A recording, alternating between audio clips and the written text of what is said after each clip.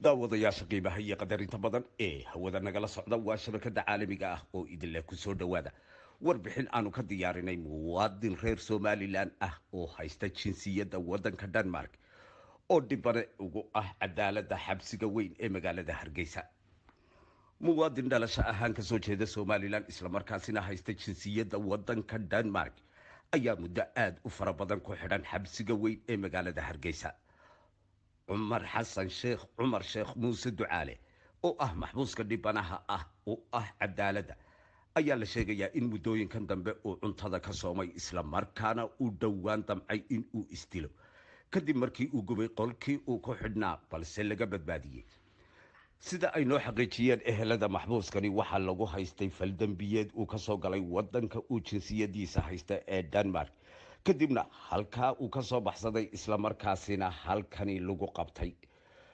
intaas waxa ay xogtu ku daraysaa in haatan ay waddankii uu u xidhnaa aanay haysan balse sida ay ehelkiisu sheegeen ay maxkamadda sare ee somalilan haysato iyada oo xukun 20 sanno ah ku riday kadibna uu racfaan ka qaatay aakhirkiina xukun 10 sanno ah lagu xukumay.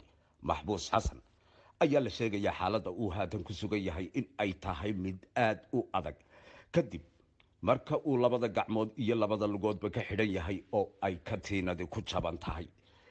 waddankii uu ka soo baxsaday islamarkaana jinsiyadiisa haystay ayay ceeb iyo xadgudub ku tahay in ay shaqsi dhalashadooda haysta oo muwaadin u ah ku xabusaan waddan ka baxsan dalkooda halka somalilanna ay xadgudub ka dhan ah muwaadiniinteeda ay ku tahay in ay xabusaan waddan kale oo isagu aan haatan waxba u haysan islamarkaana wax dacwad ah oo uu ku soo oogay aanay jirin. waa sida ay sheegeen ehelka maxbuuskiye.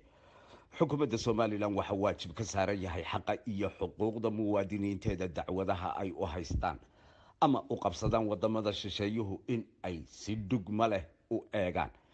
dowladda denmark waxaa muwaadinkan ka mudan yahay in ay si sharciyada waafaqsan ugu soo oogaan wixii ay ku haystaan balse waxa ay haatan ku xadgudbeen xaqii iyo xuquuqdii uu waddankaasi ku lahaa kadib markii ay xabsi ku rideen dalkooda ka baxsan islamarkaasina ay halkaasi ku lumiyeen waajibaadkii ka saarnaa muwaadinkaasi.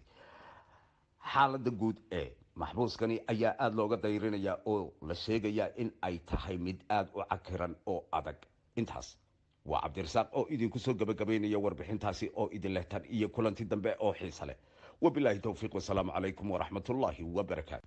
daawadayaasha qiimaha iyo qadarinta badan ee hawada nagala